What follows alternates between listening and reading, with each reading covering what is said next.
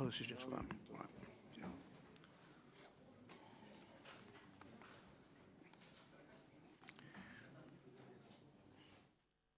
Well, good afternoon, ladies and gentlemen. Welcome to the third session of our gathering. The title of this session is Strengthening Individual Independence of Judges and the Institutional Independence of the Judiciary. Obviously connected, I'm sure we'll all agree. We have a most distinguished international panel of speakers to address this topic, and we begin with a very eminent lawyer from Britain, Sir Louis Blom-Cooper, who is very well known to many of you, I'm sure, and he's going to talk to us about judges in public inquiries redivivus, revisited, or yet again. Sir Louis Blom-Cooper.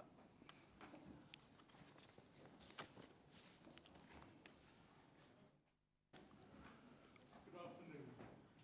I ought at the outset of this session to tell you of the provenance of this talk.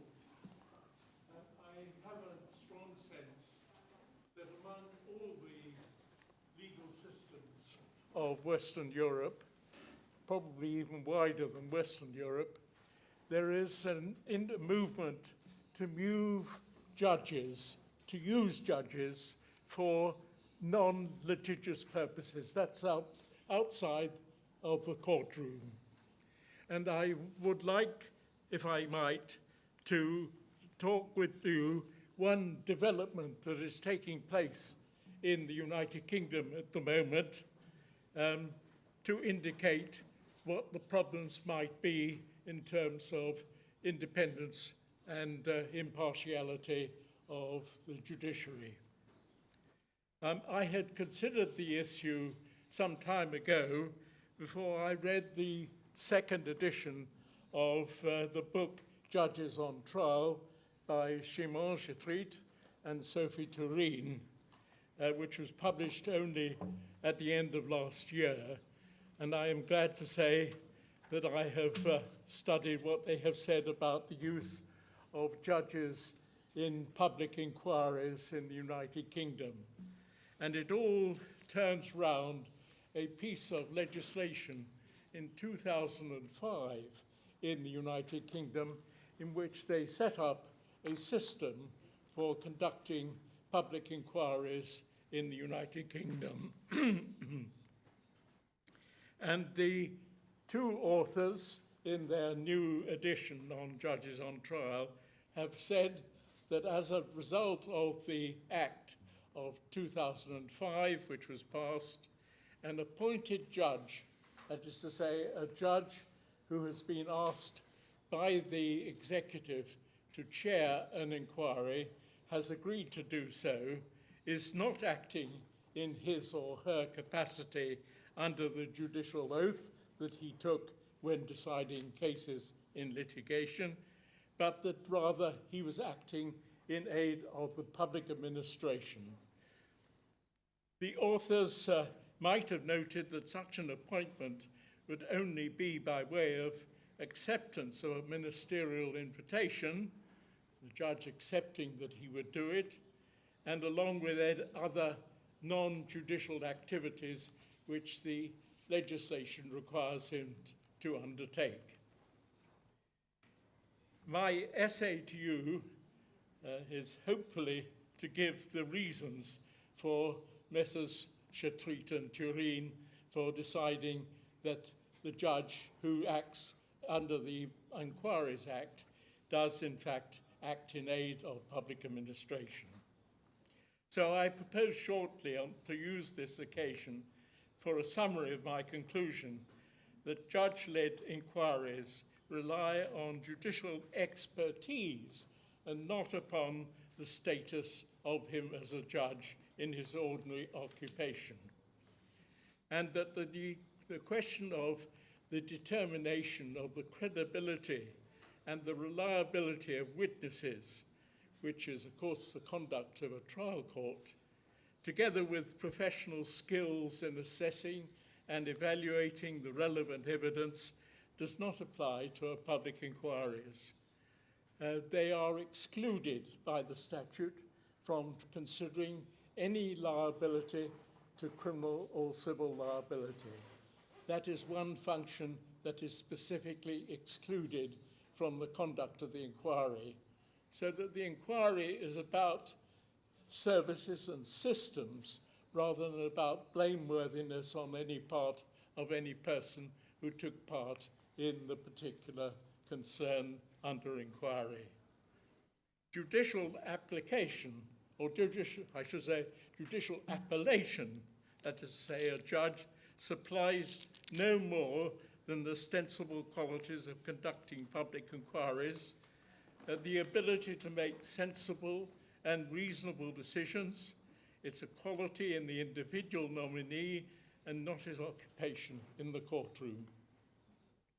Until now, and doubtlessly instigated by the very notorious case of Bloody Sunday, which took 12 years under inquiry, the urge to rationalize the system, not merely to control the cost and delay of investigation of human disasters or public scandals, was self-evident.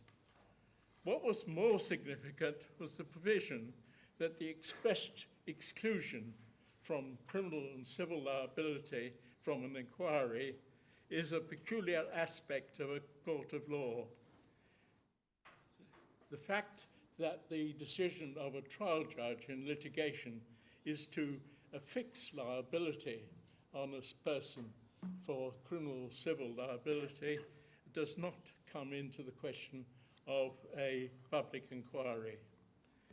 By contrast, the inquiry, which is judge-led, and incidentally, it's not merely judges who can chair public inquiries, but anybody can be nominated by a minister to be asked to chair an inquiry, and his functions or his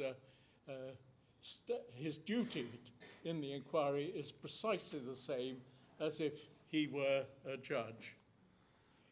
By contrast, the inquiry judge-led or not is designed to stake out the system and services of disaster, and that can't be avoided at any time. The legislature was alive to the distinct roles of commissioners of inquiry, in that neither the judge nor the lay chairman is to be inhibited by the exclusion of establishing some sort of liability, although he may not indulge in criminal or civil liability. The inquiry may make any findings that could reasonably infer such liability, so long as the inquiry makes no finding or determination of liability. Blameworthiness on anybody or anything, anybody, is not excluded, but it is an extraordinary and a supplementary conclusion as to the why and wherefore of the scandal or disaster that is under inquiry. It has to be noted that presently officialdom does not explicitly endorse the extracurrial feature of the process. In its recent report on the activities of the Inquiries Act, the House of Lords Select Committee did give support to recent examples of post-2005 inquiries. But they did not go so far as to what I call dehabilitize the procedures. Instead, it noted a significant shift in the process which inquiries have deployed in recent years. They approved specifically the words of Lord Scarman, at the time he was a serving judge, in 1974, when opening the Red Lion Square inquiry, he asserted that what he was engaged in was specifically not a piece of litigation. It was not a court of law adjudicating upon the trial of disputes between two or more parties. What was not spelt out by him was the importance attached to the manner of acquiring evidence about the subject matter of the inquiry. It was a general assumption by the legal profession that the inquiry could glean evidence from any source that it thought helped the inquiry. Lord Scarman did not indicate any method by which he would act in gaining evidence. Since there was no limitation on any interested person being represented by a lawyer, it was inevitable that the legal profession opted for the familiar style of English procedure. It readily applied the adversarial or accusatorial system of eliciting evidence, both in civil and criminal cases, as opposed to the practice of other systems on the continent of Europe, adopting the inquisitorial practice, that is to say, of seeking out evidence wherever it might be inquired upon, whether the witnesses produced the evidence or not. Not unnaturally, a public inquiry that was given a wide remit in its terms of reference, which might range over a number of issues, many which were not individually disputable, turned to inquisitorial rather than adversarial in its procedure. Fascinating as the rival procedures might be in the context of legal disputes, did the distinction between the two systems matter at all? The public inquiry could use both or neither models in collecting evidence. Much of it might be unsolicited by the inquiry, or it might be solicited. Press reports of events might be preferred to inform the inquiries. Indeed, a great deal of the evidence in the Bloody Sunday inquiry was gained from reports by journalists who were present on the day that Bloody Sunday occurred 30 years ago, so that it wasn't very fresh. The rival procedures, adversarial and inquisitorial, did matter in one sense, in relation to legal representation. Here the issue was clear. A witness to an event has a right to present his evidence through a legal representative, and thus created in a judicial hearing. An interested party who could not relate anything relevant to the issue had no such right. In a public inquiry, only the inquiry could determine whether the interested party should be heard, and if so, whether through his or her legal representative. Legalism in the form of claims of those wishing to give evidence to an inquiry found its support in a Royal Commission on Tribunals Inquiry in 1966, as long ago as that, and from 1966 until the Act of 2005, the legal profession adopted it readily. Although the recommendations of the standards of legal advocacy were recommended by the Royal Commission, and they were never implemented by government. They simply remained as recommendations, and on the whole, they were accepted by practitioners and commentators until 1996, when Sir Richard Scott, in his Arms for Iraq inquiry, rejected the Salmon recommendations as having direct application to inquiries. Thereafter, Inquisition managed to elbow out the adversarial model as the main approach towards eliciting evidence. But it was not recognized as anything determining the freedom or the function of the inquiry. Representation before the inquiry now resides in the Commission of Inquiry, deciding whether the person establishes his or her status as a core participant. If so, he gets his legal representation, but it's limited to issues other than pure fact-finding, not entitled to ask questions about facts which would indicate any liability in any person. The legal profession's hijacking of the procedure for conducting public inquiries ultimately failed, although a total absence of legal representation has not yet been ushered in. Once the procedure for obtaining evidence has been resolved in favour of the inquiry deciding how and when it will elicit the material, what should determine the status of the inquiry? Does the statutory provision, excluding criminal or civil liability, determine the issue? The absence from the inquiry of the judicial oath, which is related to the adjudication of legal disputes, seems conclusive. But more telling is the function of the inquiry. Without the existence of a dispute identified in the rival parties' cases in civil litigation, the inquiry acts solely upon the terms of reference that are framed at the minister's decision to order the inquiry. The judge-led inquiry is bound not only by the scope of the terms of reference, but is not required to do other than render a report to the minister. Moreover, it's recognised that it is the minister who decides to publicise the report and to indicate whether he accepts the recommendation in whole or in part.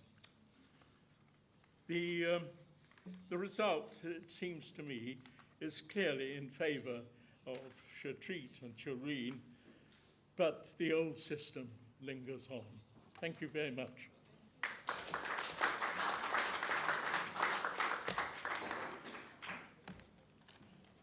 Thank you very much, Sir Louis, for a typically erudite observation on a difficult subject. And thank you so much for keeping to the allotted time.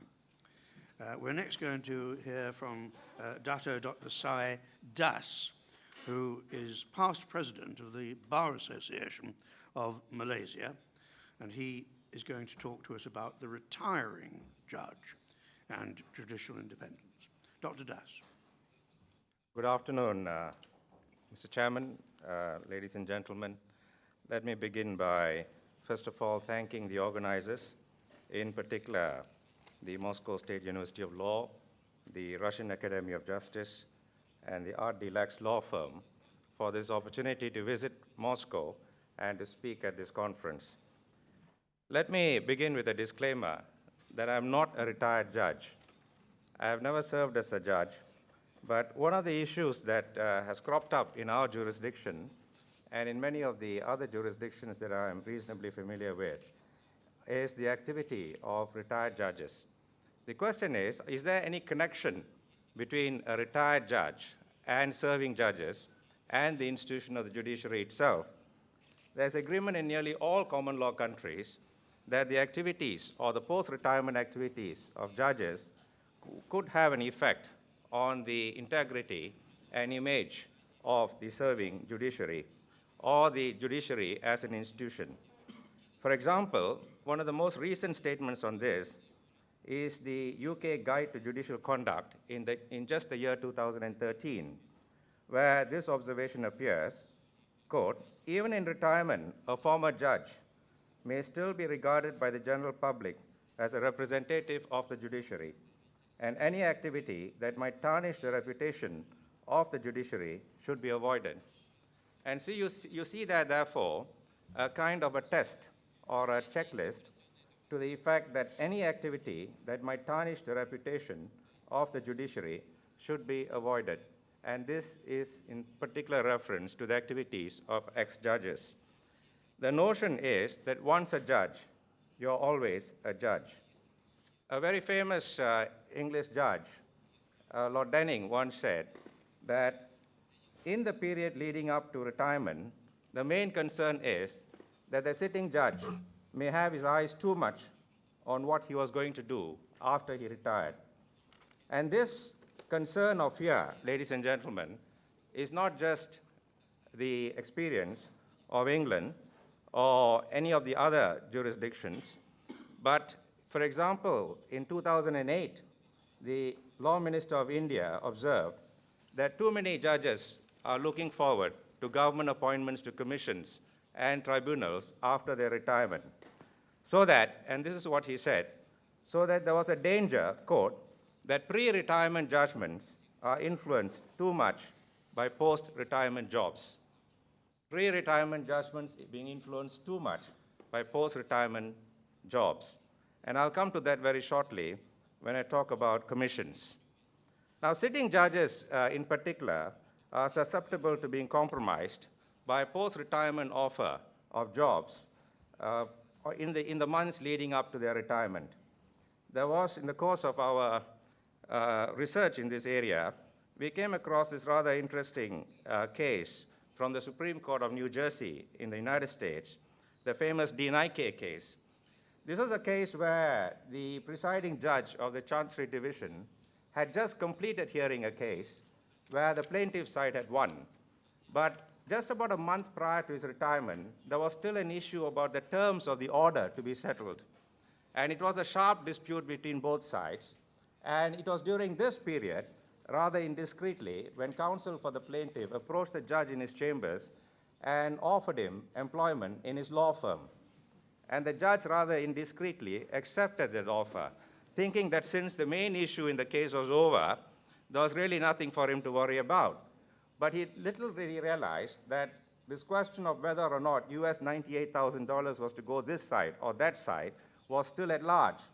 And when he finally settled that terms of the order in favor of the plaintiff's side, that is the side of the counsel who had made him the offer of employment in his law firm post-retirement just 1 month later, the other side naturally was very unhappy. And what they did was this.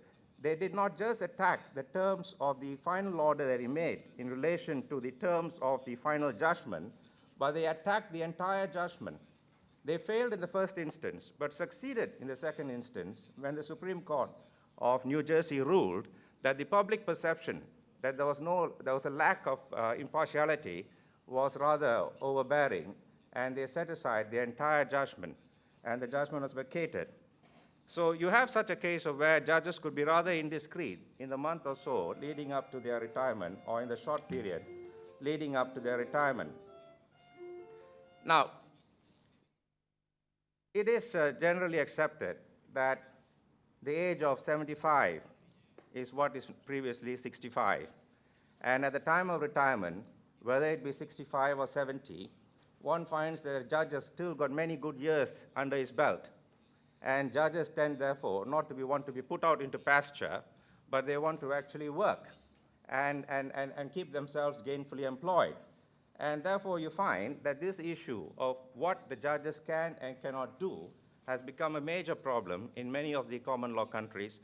I cannot speak of any experience of having read about how these matters are in the civil law countries, but certainly one finds that while most common law countries, the ethical principles do recognize that the activities, post-retirement activities of judges affect the judicial institution as institution, nevertheless, they are not agreed on what are the proper activities that a retired judge can engage in, and what are the otherwise improper activities or not so acceptable activities that judges can engage in when they retire.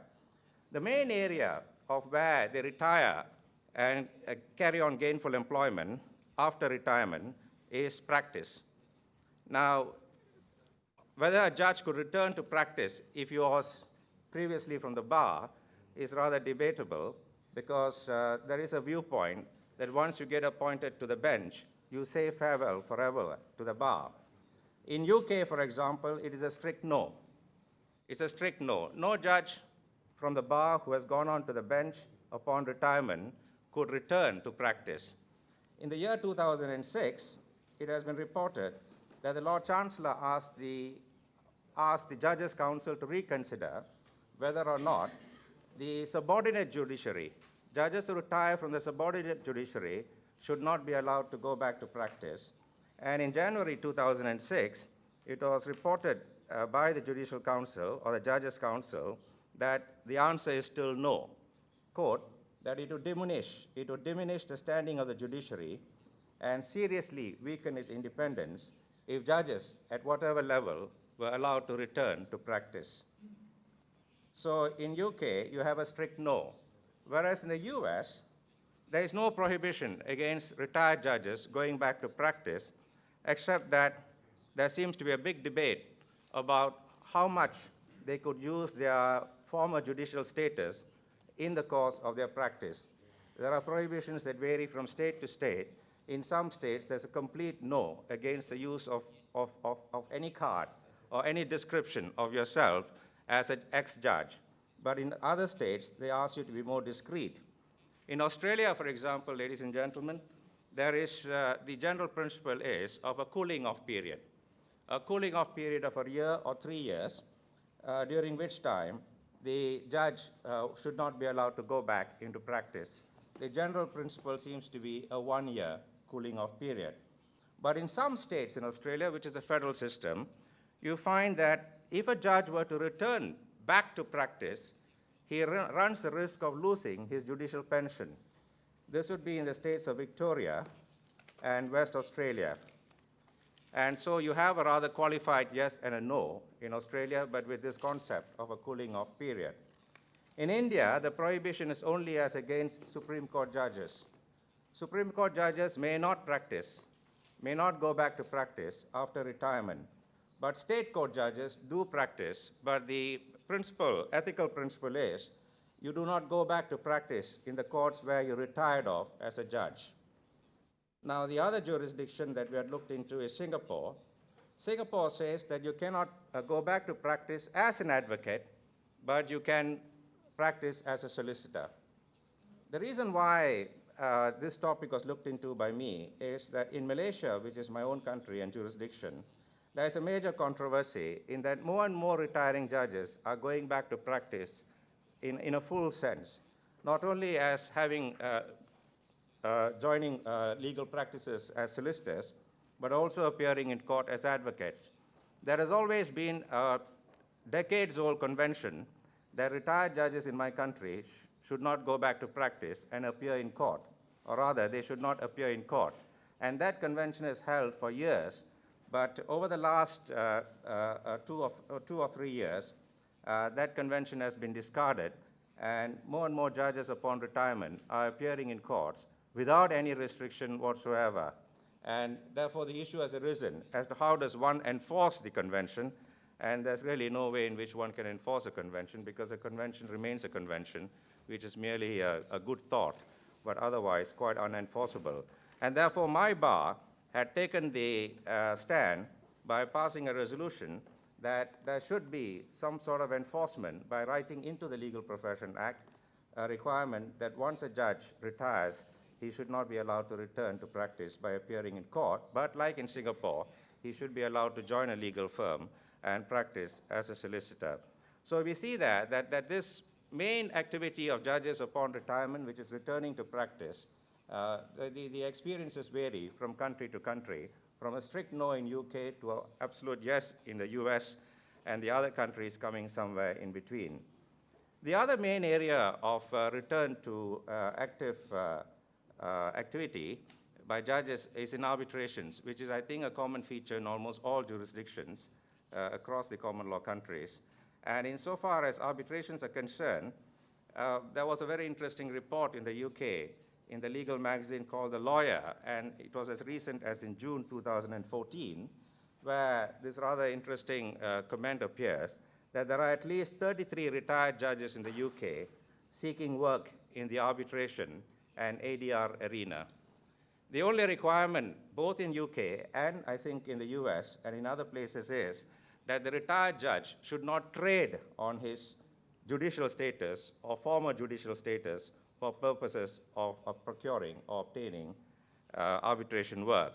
But it is so also from my own personal experience in my own country, where retired judges tend very often to be appointed as arbitrators in disputes, although I've got my private views about how useful they are as arbitrators. The other area, ladies and gentlemen, is commissions and inquiries. And the country with the greatest experience in this is India. India is sometimes referred to as a land of commissions. There are commissions for everything.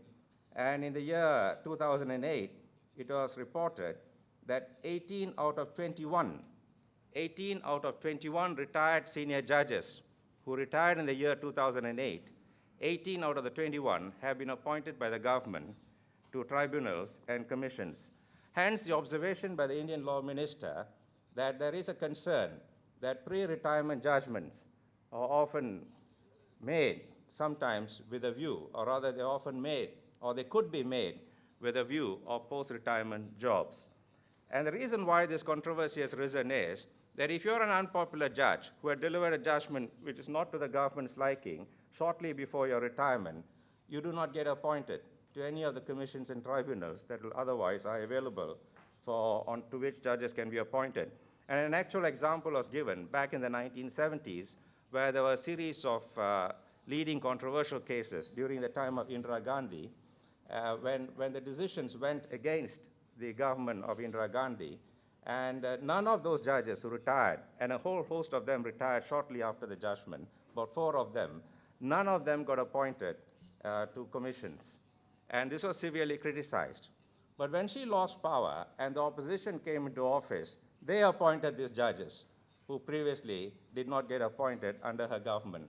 So you see that there's this vicious cycle of this matter repeating itself, just that the cap has changed.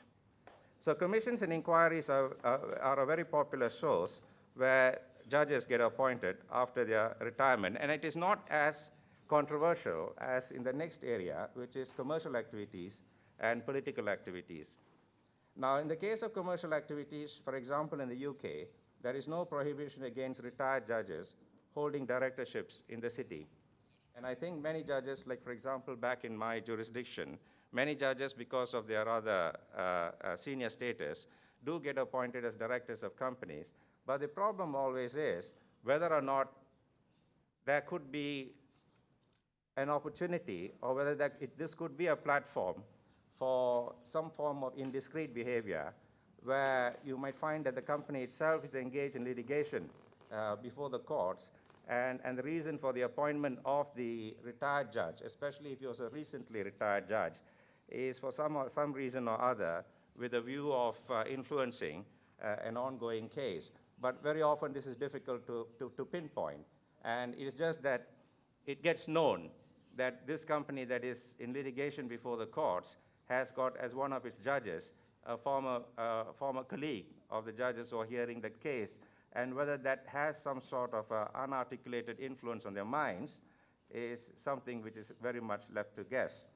But in my own country recently, we had a major controversy because it turned out that the Chief Justice who had retired just about a couple of months back, prior to the award of a contract, it was discovered that the contract was given to a company to which some of his relatives were members or they were directors. And so commercial activities, yes, and it can also be no. But the main controversy surrounds judges engaging in political activities after retirement. Strictly speaking, what a judge does after retirement is very much left to his sense of judgment and discretion. As I said, from that observation from the Judicial Code in UK in 2013, the test really is whether or not the activity of the judge is likely to tarnish the reputation of the judiciary. But one finds it quite unacceptable when judges shortly before retirement are making judgments on politically related matters or on constitutional matters, and then after retirement, one discovers that they are aligning themselves to a particular ideology or to a particular thought process that was the very matter over which there has been a controversy along constitutional lines in courts. We have had that problem in my jurisdiction, where ideologies along racial and religious lines tend to be rather strongly taken, and we have had at least 2 judges who, upon retirement, shortly after retirement, in fact, have taken viewpoints which are rather right-wing and rather extreme. And so the issue has arisen in the minds of many of the lawyers and also many of members of the public as to, was he nursing these ideas at the time when he was deciding cases, when in active service? It could not be that just past 1 minute after midnight, on the day that he retires, he has acquired these ideological viewpoints that he did not previously possess. And so the question arises as to whether or not such political activities by judges tarnishes the reputation of the judiciary by tainting it. And we find that there have been such cases in the US and in Canada, in particularly when judges, retired Supreme Court judges in the US, take on speaking engagements from organizations which are known to be extreme in their viewpoints. And the question then arises as to whether or not these judges, when they take on these speaking assignments and take certain viewpoints that are consonant with the ideology of that particular organization that has invited them, whether or not these were not thoughts that were very much in their minds and that animated their decision-making when in service. So these are the 4 or 5 areas, ladies and gentlemen, where the activity of judges upon retirement raises concern. right from something as tame as returning to practice and to something as extreme as participating actively in political engagements. So thank you very much.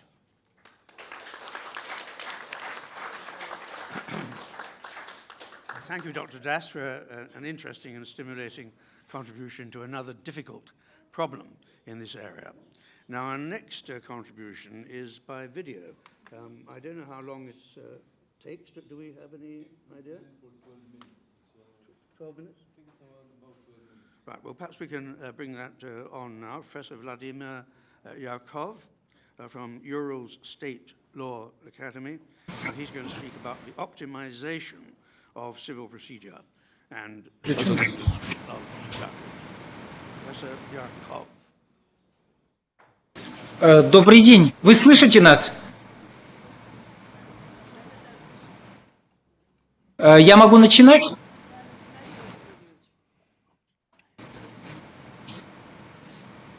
Добрый день, коллеги. Мы слышим друг друга? Да?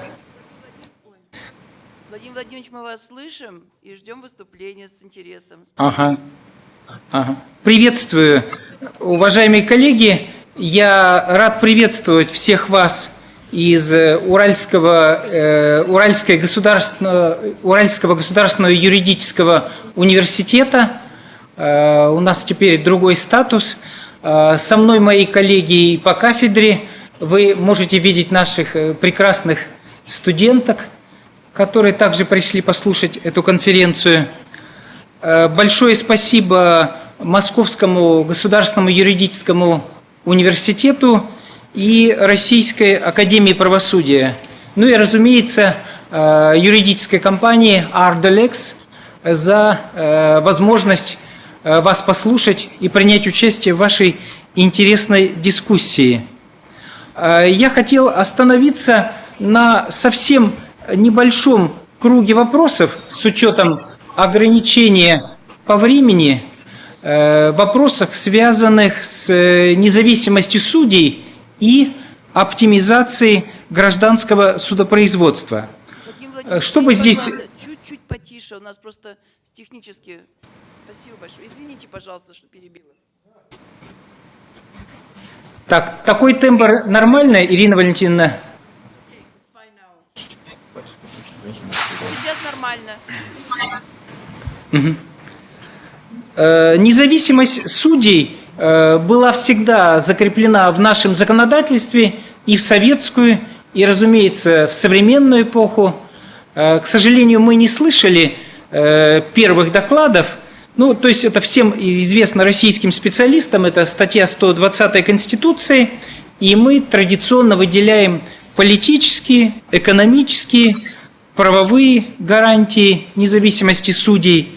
Но я бы хотел, выделив несколько всего небольших аспектов, сказать прежде всего, что независимость судей – это одновременно и цель, и средство, и основа судебной власти, и это, я бы так сказал, постоянный процесс, который включает в себя множество самых различных элементов, и по мере изменения, в том числе, условий судебной деятельности, он меняет и понимание независимости.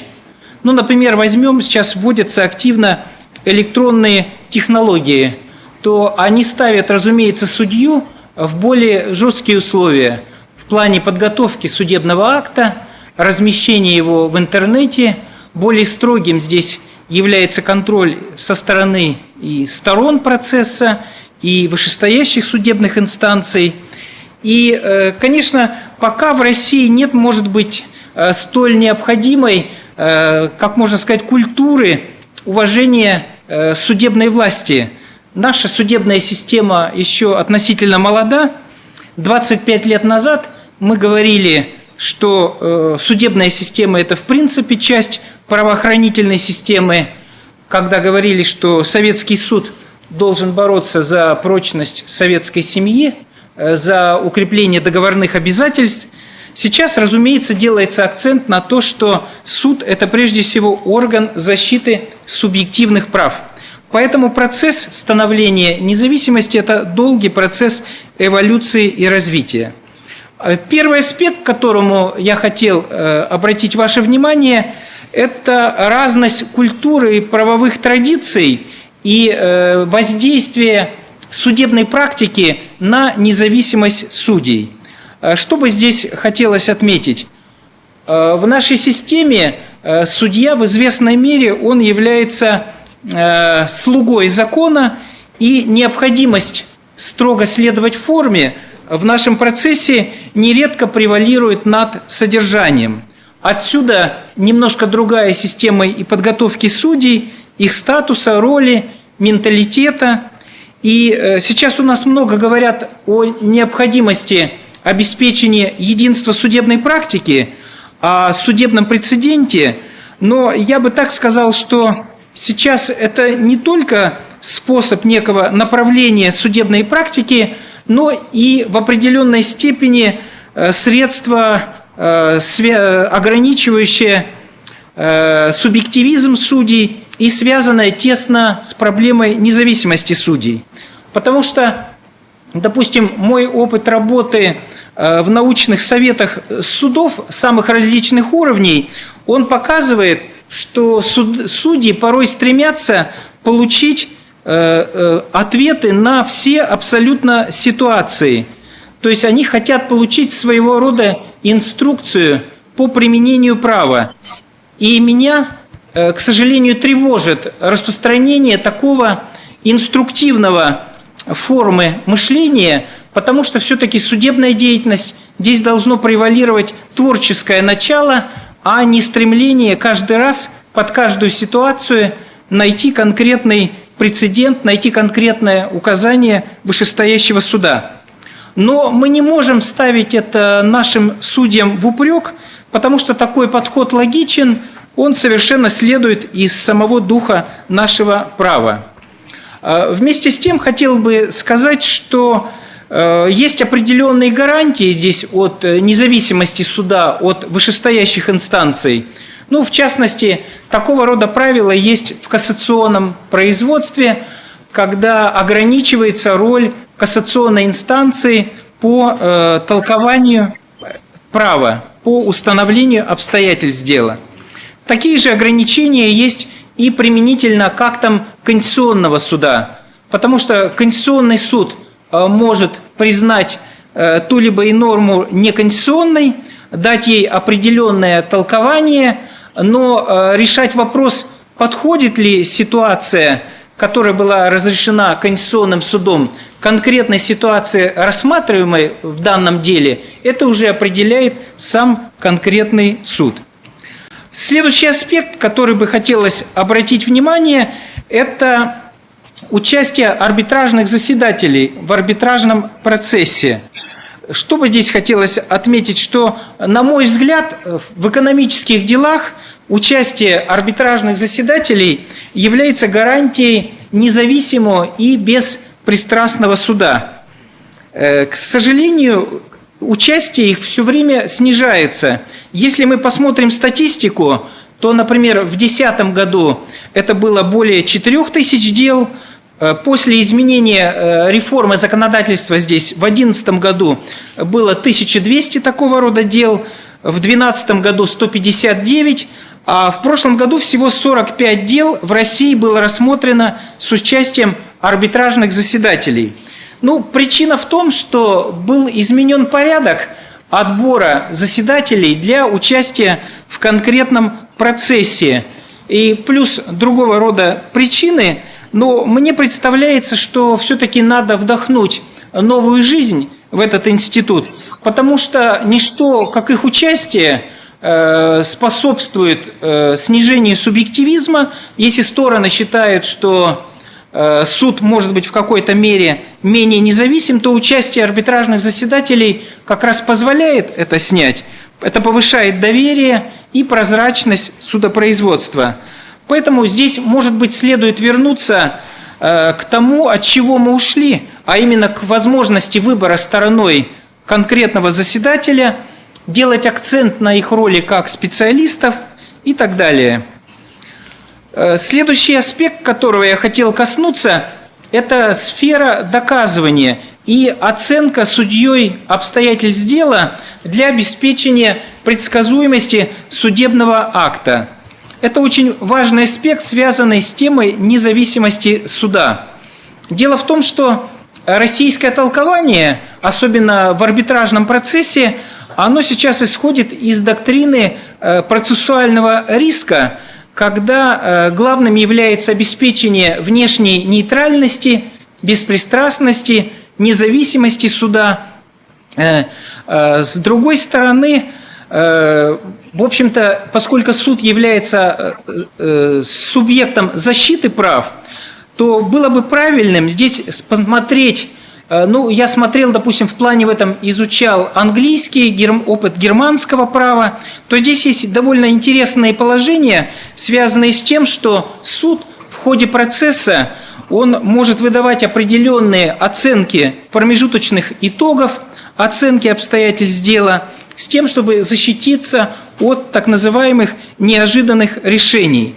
Потому что в этом смысле судейское руководство более активное, более полное вхождение в вопросы определения предмета доказывания, вопросов предварительной оценки доводов сторон, он снижает риски получения того, что мы называем неожиданным решением.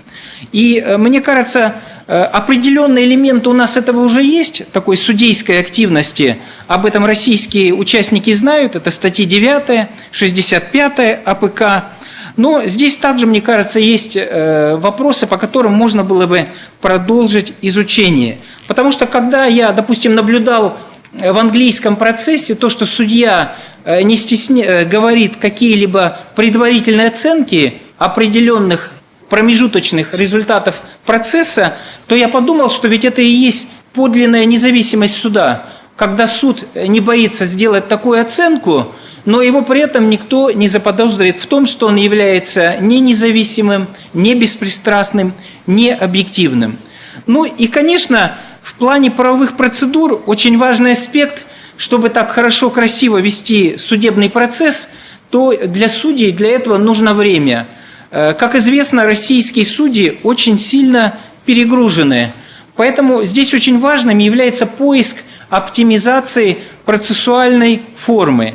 Действительно, если смотреть статистику, то дела, например, упрощенного производства, они занимают уже до трети дел в арбитражных судах. Если смотреть статистику по судебным приказам в судах общей юрисдикции у мировых судей, они тоже занимают до половины дел. Например, вот одна из последних статистик показывает, что судебные приказы по налоговым спорам, они занимают примерно треть всех судебных приказов, выносимых приказов. То есть отсюда возникает вопрос, а надо ли вообще эти дела иметь судебные компетенции? Есть ведь другие разумные институты, как нотариат, например, которые бы позволили более широко использовать эти внесудебные и досудебные формы урегулирования и освободить суды от тех дел, которые являются на самом деле бесспорными. И тогда освободить время судей для более полноценного рассмотрения дел и, соответственно, реализации всех принципов процесса, включая принцип независимости судей. Спасибо за внимание.